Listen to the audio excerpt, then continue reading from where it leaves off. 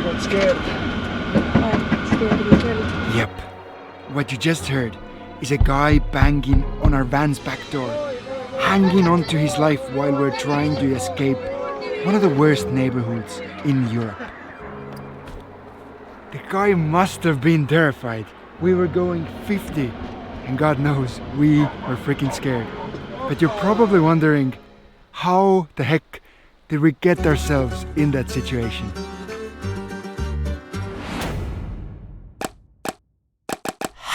We are Joe and Liisu, currently on a mission to drive our van from Europe to Japan. And when we started filming this video, it was supposed to showcase the beauty of Eastern Europe. Yet, as you just saw, things took a hard turn. And instead of beauty, this video turned into rough reality, focusing on 7 fascinating facts about local food and people as we journey to the less known part of this continent. Our adventure started in Estonia, somewhere between the border of Eastern and Northern Europe. Straight away we realized how damn big is this part of the world. We spent a few days in Latvia, saw some old buildings and tried fermented garlic. Yes, it tastes as weird as it sounds. Drove through Lithuania, where there really was no speed limit signs, so we drove carefully. Yet the others surely didn't. When entering Poland, we realized 2 things. First, the roadworks near the border are still not finished after 2 years. They really like taking their time. And secondly, that we had barely moved on the map. Honestly, Eastern Europe is many times bigger than the western part of the continent, yet only a third of Europe's population lives here. Having all this space also means that there's room for forests and nature, and locals live hand in hand with them. In summers, people spend time in the forest. They pick berries, mushrooms. In some parts, mushrooming is more like a religion than a hobby. And knowing the best places is worth more than gold. It's really not a surprise if some of the mushroom places are only revealed to others in the last will and testament after the person has left this world. Many Eastern European countries also celebrate pagan holidays. For example, the biggest one being Midsummer's Day. It celebrates the longest day of the year. Bonfires are lighted and many dance all night long.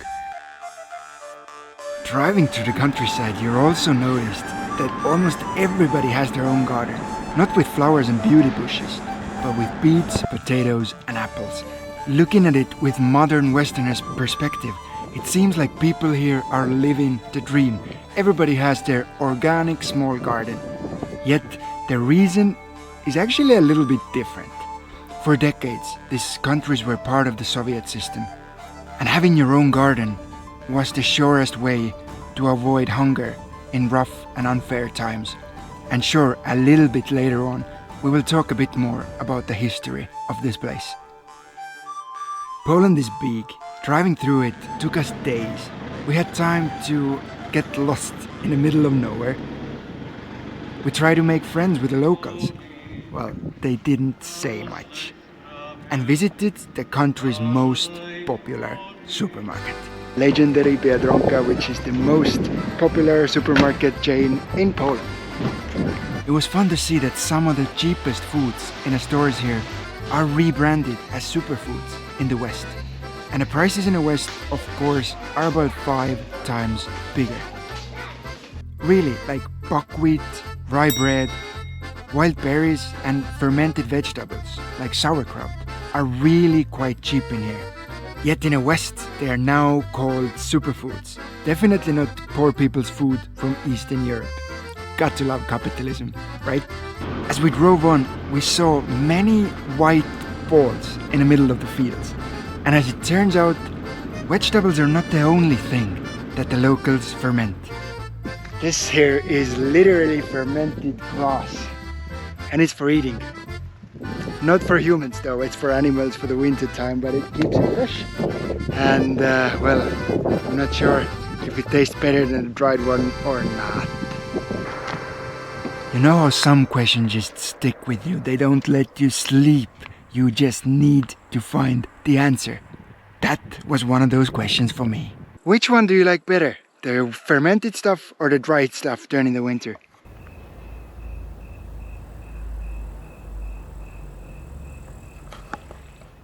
Don't worry, they're not rude. It's just the language barrier. Almost every Eastern European nation has their own language, and calling them Russians is probably the quickest way how to piss off locals. Yes, the older generation can speak Russian, thanks to the Soviet Union.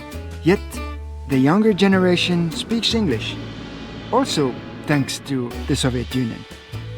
The hardship of those times is rooted deep in our culture, and that's most likely the reason why younger generation doesn't really want to learn Russian anymore, for the resentment of it.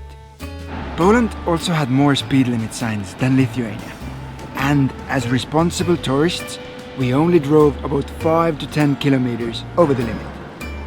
Well, the locals saw the signs a bit differently. But we were already getting used to being overtaken.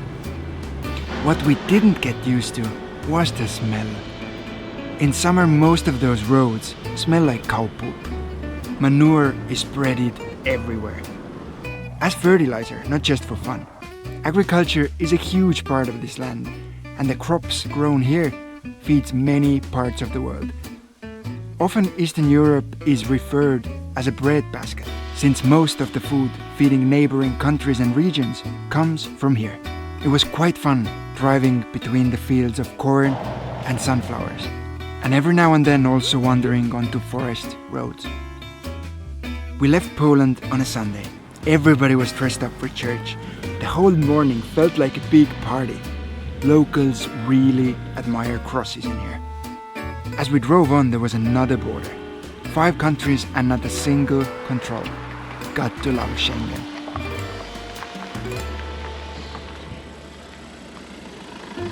Slovakia is known for its many castles, so we thought we would also focus on the architecture. But probably a little different than you expected. Most of Eastern European cities have parts that look exactly the same. Just like that. You've probably seen them before, right?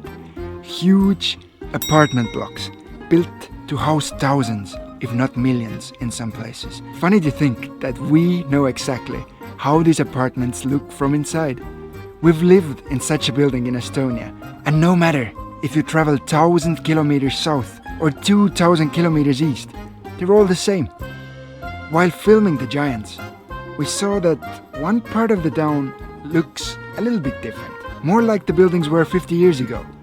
Not spoiled by the new layer of fancy paint, if you know what I mean. We wanted to see them up close.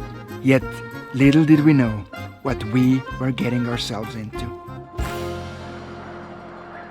As we turned into the neighborhood, we realized fast that this wasn't what we expected.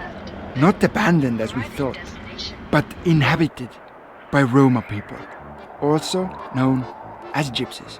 Friends, a bit of a disclaimer in here. First of all, I'm not trying to be racist. I'm only sharing my own experiences, and I just need to say that I try to approach everybody with an open heart. Yet the last time I had a face-to-face with gypsies, my phone ended up being stolen. So when entering this neighborhood, I was already getting this fuzzy flashback, this weird feeling. And then the situation escalated. Suddenly there was dozens of kids and teenagers rushing our van, trying to stop us, jumping in front of the wheels. They tried to open our locked front doors. And from a random "Hola, hola," you can probably tell that we were stressed. Then panic. We realized that the side door of our home was unlocked. We had to get out of there. I stepped on the gas and the speed was probably 50. And suddenly, I got scared. Banging. One of the teenagers had latched onto the van while trying to break in from the locked rear door. We slowed down for just a second. He jumped off and weirdly smiled and waved at us. Then we escaped. Holy crap! That might have not been the best idea. Turns out that this was Lunik 9, one of the worst ghettos in Europe. That's a lot of excitement for one day. The unemployment rate of this place is more than 97%. Bus drivers and garbage men who go to this part of the town get hazard pay. We didn't get paid, but we sure earned a lesson. We were just lucky that they didn't touch our side door. And researching sketchy places will now be at the top of our to-do list.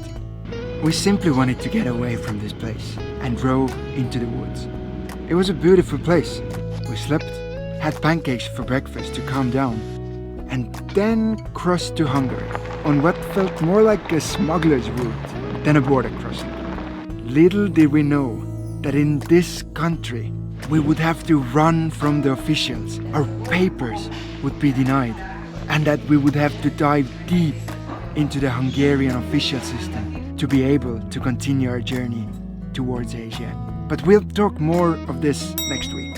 For now, we were blissfully driving on. The roads kind of felt like our favorite t-shirt from the high school days. You know, the one that's patched so many times that there's probably more hole than shirt left.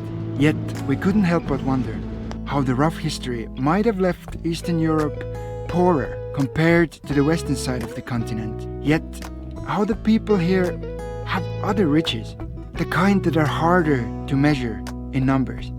Unique culture, clean nature, and space, which in rest of the world is becoming more scarce by the day. Friends, in a little bit less than a week, we will continue our journey towards Asia. But till then, be safe, and we hope to see you soon.